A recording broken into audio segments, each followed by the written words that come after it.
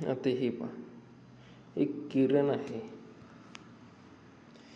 यामध्ये टोटल इथे पहा किती भाग आहेत, 1 2 3 4, 4 भागाची किंमत त्यांनी दिलेली आहे 5.2.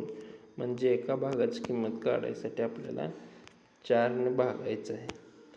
4 एके 4 उरले 4 त्रिकोण 12. एका रेषाखंडाची म्हणू शकतो तुम्ही, किंवा भाग समजा. किती व्हॅल्यू आली, 1.3.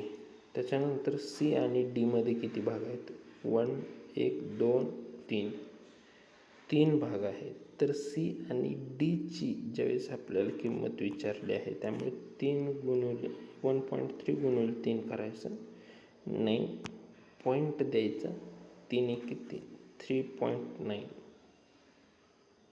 एक सेकंद. पर्याय क्रमांक 3 हे ऑप्शन बरोबर असणार.